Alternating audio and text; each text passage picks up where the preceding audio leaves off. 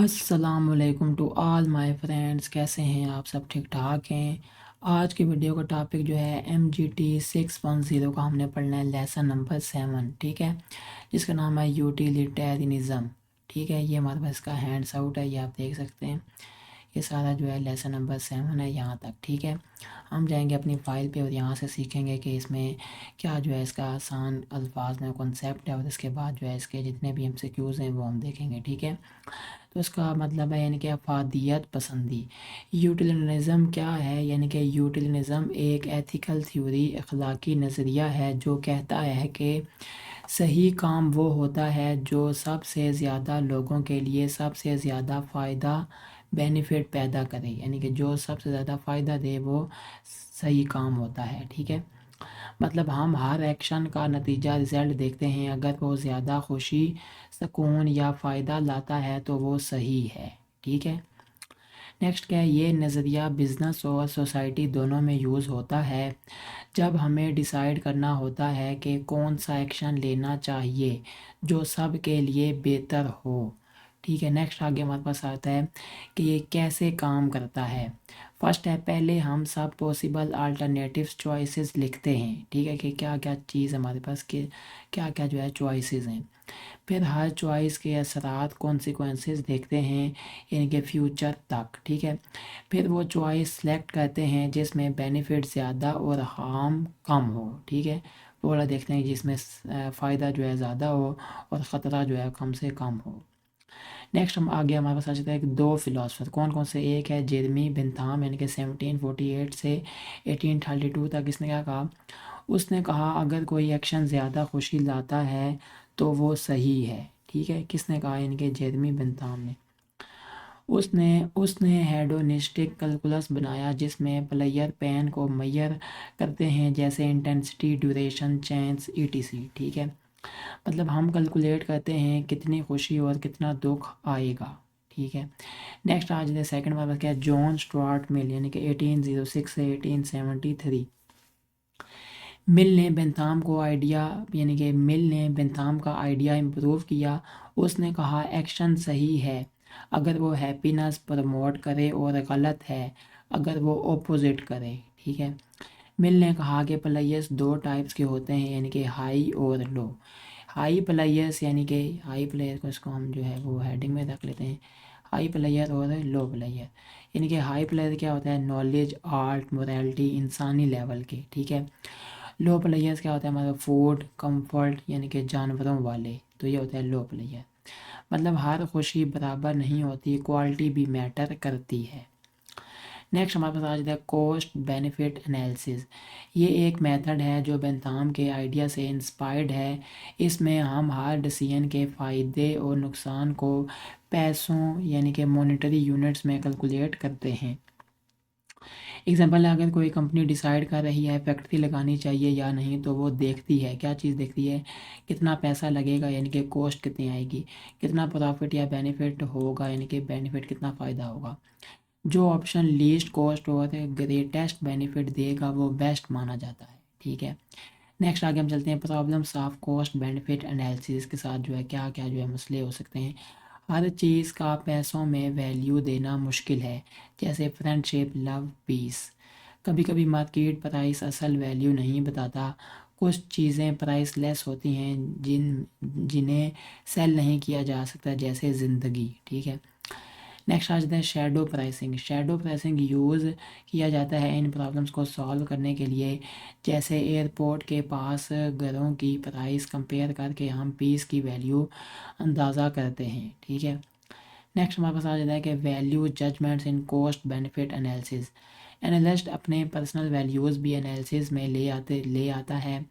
Example क्या है? कौन से अल्टरनेटिव्स कंसीडर करनी है, कौन से इफ़ेक्ट्स इंक्लूड करने हैं, कितना फ्यूचर तक प्रेडिक्ट करना है। इसलिए ये मेथड 100% न्यूट्रल नहीं होता। ठीक है, यूटिलिटेरियन डिसीजन स्टेप्स, यानी कि पहला क्या है? सब पॉसिबल एक्शंस लिखो, सारे लिख लो। हर एक्शन के डायरेक्ट और इनडायरेक्ट रिजल्ट्स का अंदाज़ा लगाओ। वो एक्शन चूज़ करो जिसमें सबसे ज़्यादा टोटल हैप्पीनेस मिले। ठीक है, क्यों लोगों को ये थ्योरी पसंद है, यानी कि क्योंकि ये गवर्नमेंट पॉलिसीज़ के लिए यूज़फुल है। टैक्स स्पेंडिंग इफ़िशिएंसी प्रमोट करती है, यानी कि कम रिसोर्सेज में ज़्यादा output.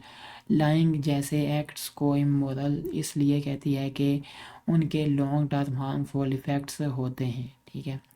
Problems with utilitarian measurement, हर इंसान के लिए वैल्यू अलग होती है, यानी कि कंपेयर नहीं कर सकते। कुछ चीज़ें मेजरेबल ही नहीं होती, यानी जैसे ज़िंदगी की वैल्यू। फ्यूचर के रिजल्ट्स एक्यूरेटली प्रेडिक्ट नहीं कर सकते।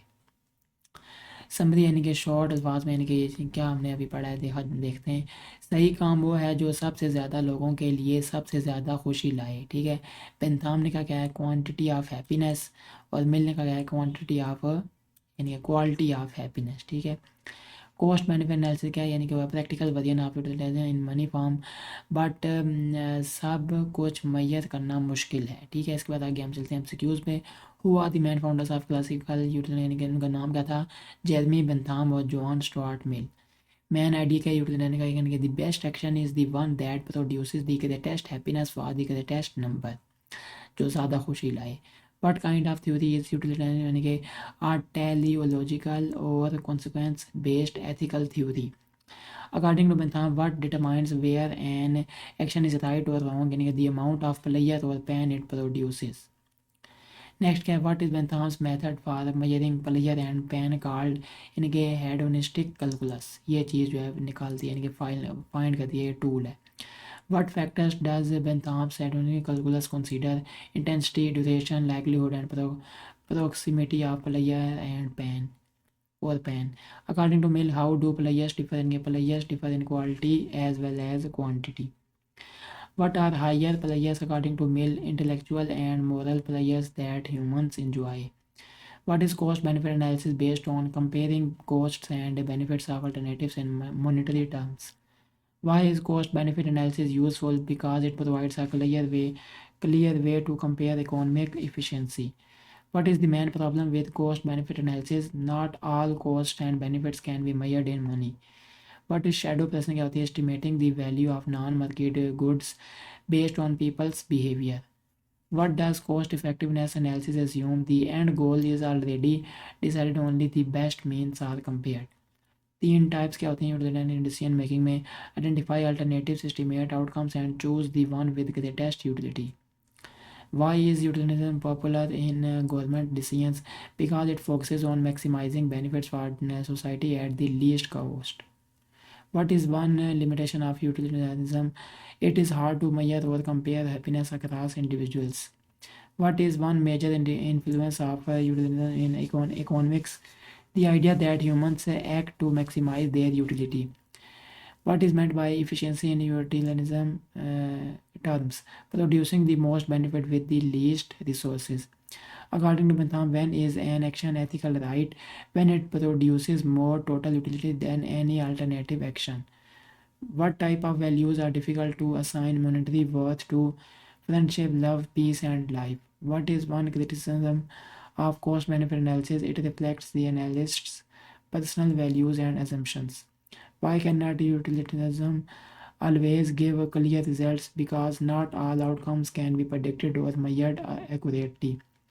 What do utilitarianism say about actions like lying?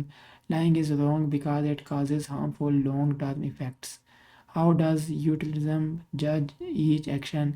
By its specific circumstances and overall consequences. What makes utilitarianism a teleological theory? It judges morality based on the results or the ends of actions. ठीक है। तो यहाँ तक हमारे पास जो है ये lecture number 7 था इस सब्जेक्ट का। उम्मीद है ये आपको अच्छा लगा होगा। अगर अच्छा लगा हो तो लाजमी वीडियो को लाइक भी करें, चैनल पर नहीं हो तो लाजमी सब्सक्राइब कर दें, और कोई भी सवाल है तो कमेंट करके लाजमी पूछ लें। इंशाल्लाह उसका जवाब आपको जल्द अज जल्द मिल जाएगा। इंशाल्लाह नेक्स्ट वीडियो में आपसे मिलेंगे हम। अस्सलाम वालेकुम रहमतुल्लाहि व बरकातुहू।